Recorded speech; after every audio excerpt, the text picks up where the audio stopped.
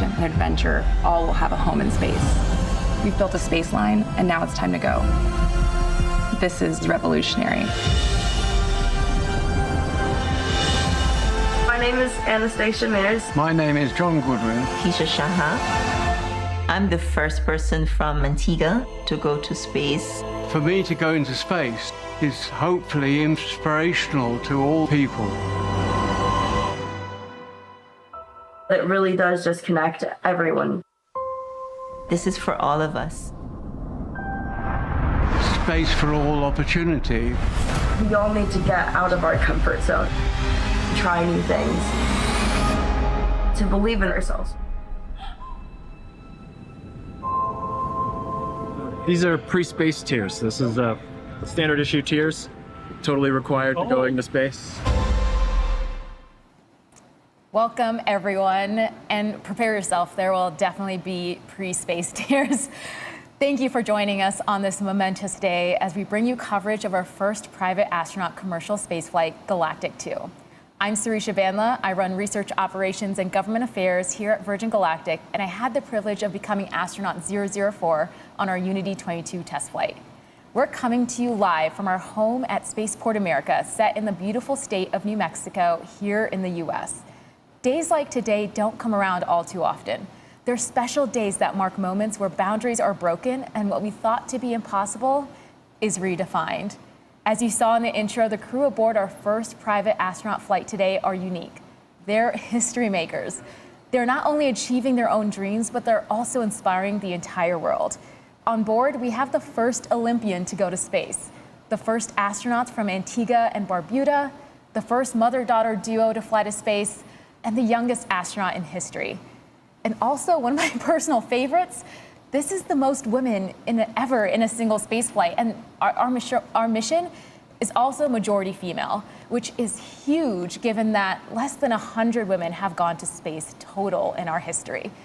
The list goes on for this incredible crew, and I can't wait for you to get to know them more on this show. But first, let me introduce you to my co-host, our Mission Insights Specialist, Jonathan Ritchie. For those of you who have joined us before, you know that our Mission Insights Specialist will give you live play-by-play updates direct from Mission Control. So thanks for joining us again, JR. Thanks, Sarisha. What a pleasure it is to be in the studio with you today. I can't wait to get into this flight and share it with all of our viewers across the world. It's an absolute pleasure to have you here in the studio. And thank you. Can you tap into that special power of yours and give us an update on our crew and our vehicles? Yes, I can. So, as you can see, the vehicles are already airborne. We have, earlier this morning, observed a perfect takeoff from our runway here at Spaceport America with Eve, the mothership, piloted by astronauts Nicola Pacelli and Mike Masucci. Mothership Eve has completed the climb to launch altitude, which for today's flight is 44,500 feet. But in addition to that launch altitude, there's also a designated launch point within the airspace. Everything is looking fantastic. As I said, we're already at altitude. We're at 46,000 feet right now, and just a beautiful view you get from up there. I imagine our crew are taking it in, and they're preparing themselves as we get closer and closer to that big moment. Amazing. I can feel the anticipation, and I'm not even on board. Now, the individuals today on board bring with them a wealth of diverse motivation and wonderful stories that make them one of the most extraordinary crews to ever fly to space. And when I say it out loud, I really just can't help but feel immense pride. It's always been Virgin Galactic's core mission to broaden access to space, giving more people from all corners of the globe more opportunities to experience the wonder and awe of space travel. And today really feels like the start of something very special. Now, on board first, we have John Goodwin, an Olympian and one of the first Virgin Galactic ticket holders. He's waited 18 years for this. John is joined by Keisha Schahaff and Anastasia Myers, a Caribbean mother-daughter duo who won their seats in a draw that raised funds for nonprofit Space for Humanity. These three remarkable individuals show that the barriers that once existed to becoming an astronaut are being broken down. Now, to date, fewer than 700 people have traveled to space. And not only that, but the rich diversity of humankind is still really truly to be represented. And we're here to change that, beginning with an 800-strong community of future astronauts that come from astonishing 60 different nations across the globe. And some of them will be the first of their nation to experience space. And that is certainly true of today. And I know we have a lot of future astronauts joining us from around the globe here on our live stream. So a huge shout out to all of our future astronauts in that incredible community. You know, Sarisha, that's what I really love about Virgin Galactic. We're allowing people that chance to realize the dream of going to space, a dream that I hope to realize myself one day. I know you'll get to space one day, JR. I'm excited. Now, as I mentioned earlier, Keisha and Anna will be the first ever Antiguan astronauts. Now, historical occasions like this bring communities together. The whole island is celebrating this milestone, including guest Prime Minister Gaston Brown and Virgin's founder, Sir Richard Branson. And we're going to go live to Antigua, where our very own astronaut 006, Christopher Huey, is at the celebration. Chewy, what's it like over there?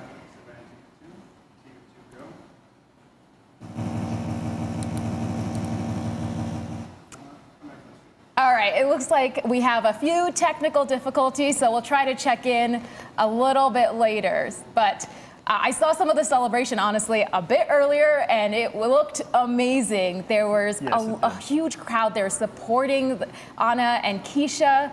We saw Chewy give a presentation about the flight to the crowd.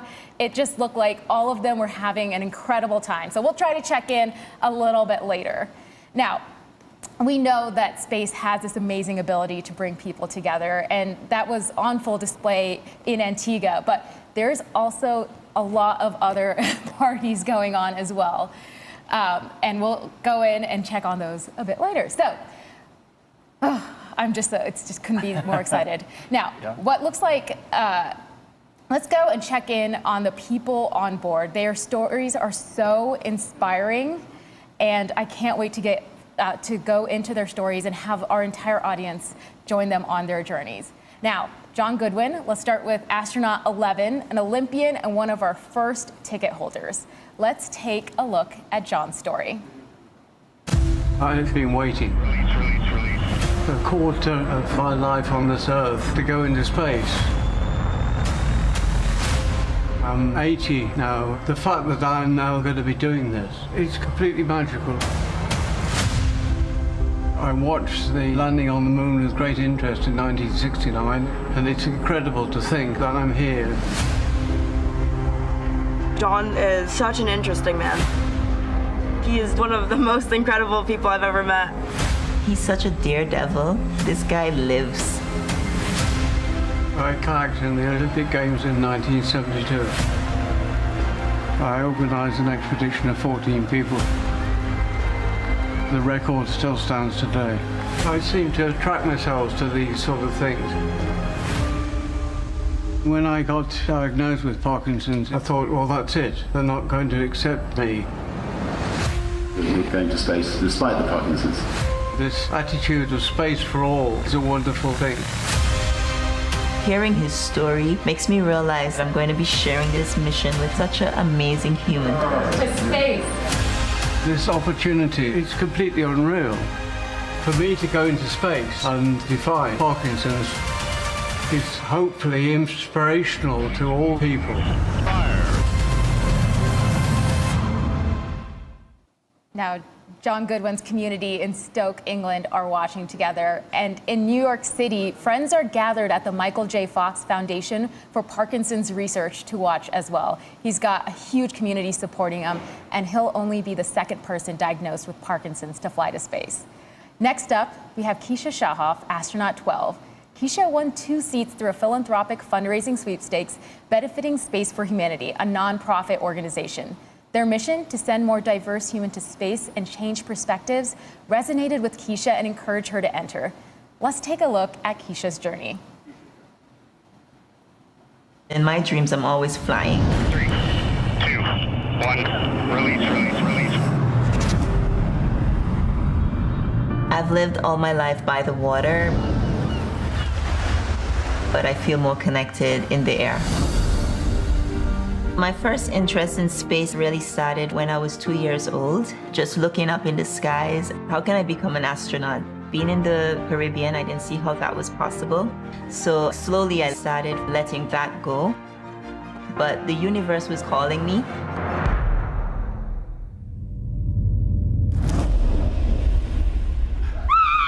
You're going to Spain! So you would be the first astronaut from Antigua, of course. Making history. You're making history. It's a very inclusive mission. My lifestyle is very much grounded. The same way that I live is how I educate and I help others in my coaching program. I hope to inspire people in this region to get beyond their limitations.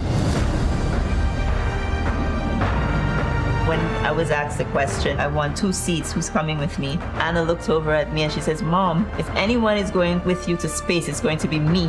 I feel like to be successful in this life, you have to be able to bend and stretch yourself.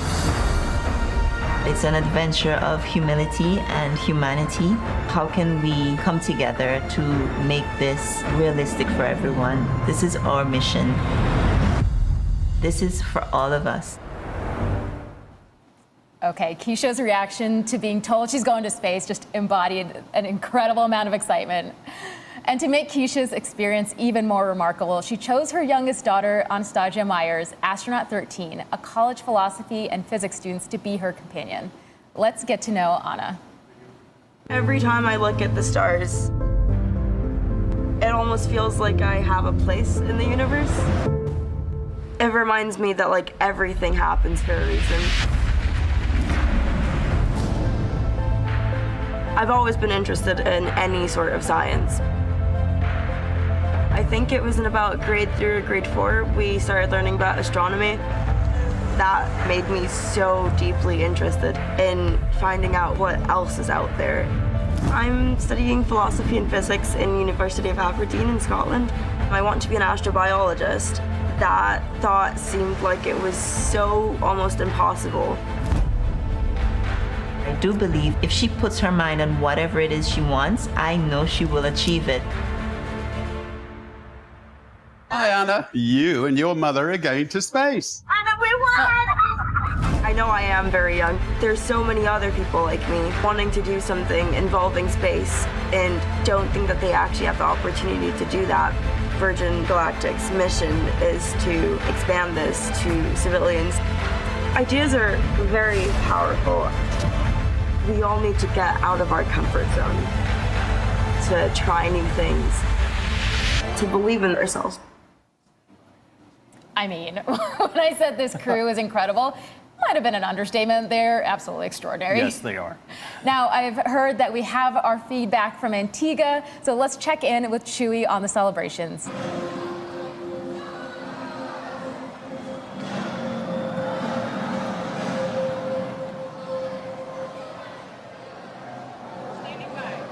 Make sure they know to bring the audio down.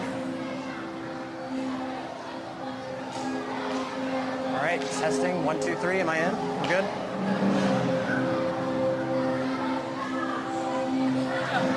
Sarisha, I'm here on the ground in Antigua and the energy is absolutely off the charts. Now, we're coming right off the heels of Carnival and we are gathered here for an amazing watch party where the people are gonna go crazy!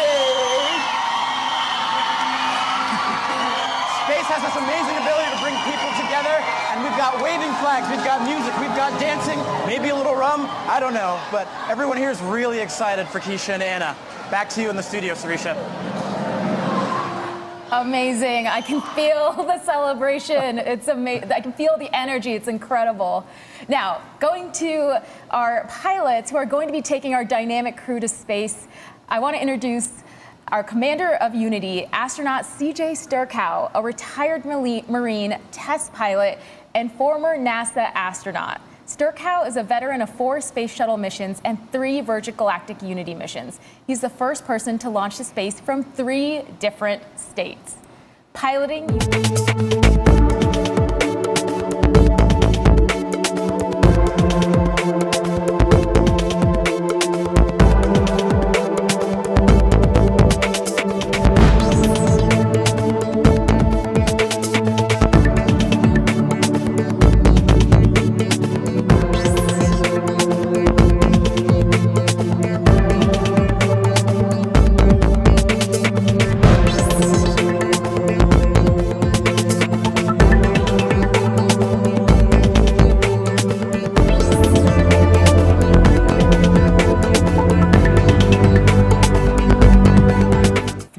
4.5 minutes out from release. That's an estimate based on our expected time of arrival at the release point, and that gets closer and closer to being accurate as we get closer and closer to that release point. So at this point, 4.5 minutes out, that's a fairly accurate estimate. All right, you know, space flight is not just a trip to space. I know we're following our crew to their release altitude, but it's an experience that starts well before the rocket lights. And this crew has an amazing amount of supporters behind them. Their friends, families, and communities around the world they're inspiring. Let's take a look at some special messages sent in for this crew. Former NASA astronaut Ron Guerin here. I can't wait for you to hear. 3, 2, 1, release, release, release. Keisha and Anastasia, good luck on their space trip. You truly are an inspiration. My heartfelt wishes for a safe and a meaningful space flight. Remember that you carry with you the dreams of so many others as you carry us all closer to the stars. Anastasia, now you are representing the University of Aberdeen in space.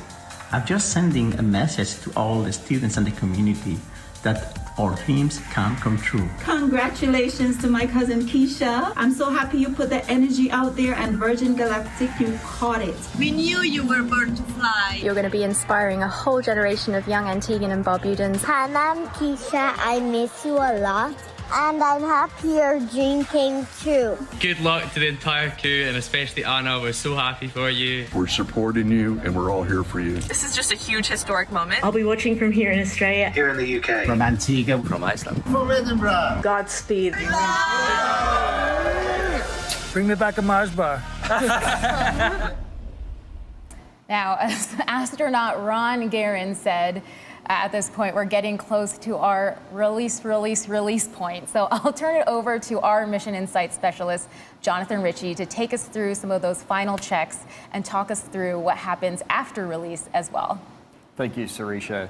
So at this point, the pilots are ensuring that the spaceship is in its launch configuration. You know, after I just said that time estimate's pretty accurate at this point. Well, we went and adjusted it. So we're about 3.5 minutes out right now, and currently conducting our L-4 checks. That's a series of checks that we accomplish at designated points on our flight profile to ensure that the spaceship is go for launch.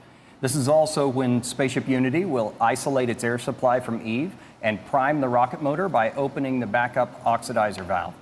Once these actions are complete, the pilots will seek clearance for release from the MCC, that's shorthand for the Mission Control Center. The MCC team consists of experts across various departments and disciplines within the company, and they're verifying these checks with our crew every step of the way. For me, this is where I really start to feel the anticipation building and get excited. I can only imagine what it'd be like to be on board right now. This is really the time when the anticipation builds. All you're thinking about is that release point and getting into that boost, and honestly, getting into space. It's gonna just, it's so exciting.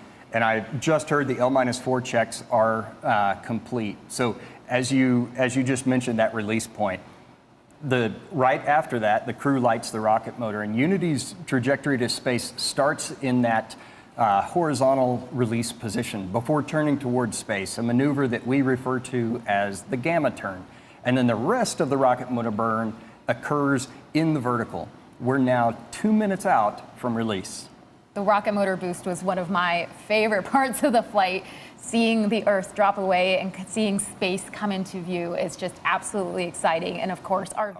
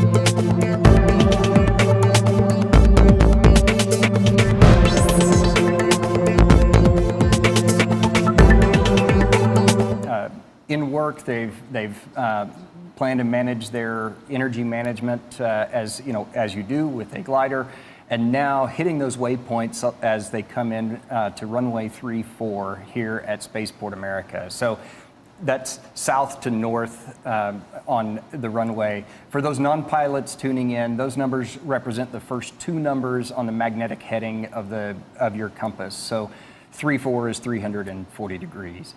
So we're doing a turn to final right now, and that's a left turn so that CJ, the pilot, the commander in the ship, has a view of the runway. The landing gear is now down and locked.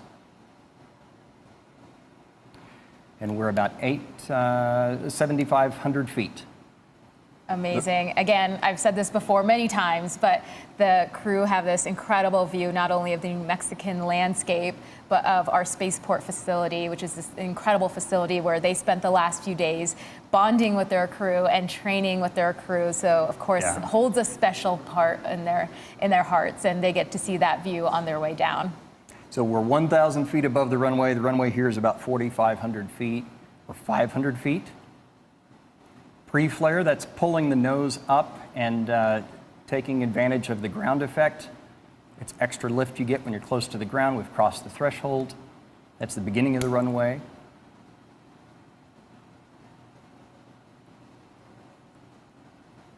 Beautiful. And touchdown of the main gear. Now CJ's going to hold the nose gear up for a little bit. That helps bleed off the energy that the spaceship has, using the air drag associated with that. Now I started to lower the nose.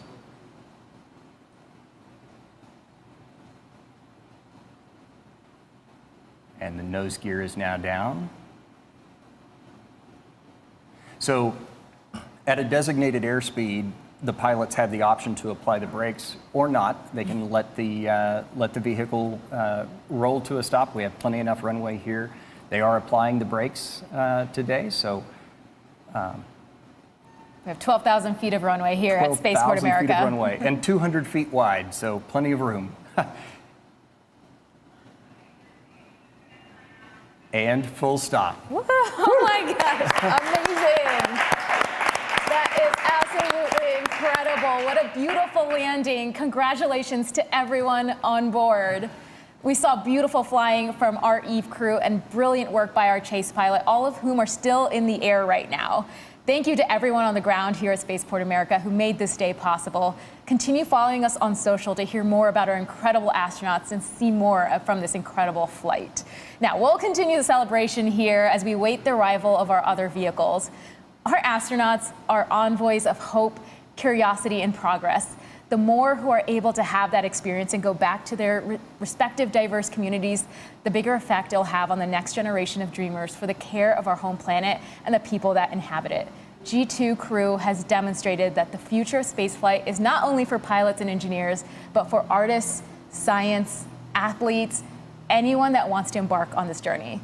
So wherever you are on planet Earth, we thank you for watching, and we'd love for you to join us on one of our upcoming future missions. Please join the celebration on social, or head over to our website to learn more about this mission and how you can embark on your own journey to space. Thanks, everyone. Thank you for joining us.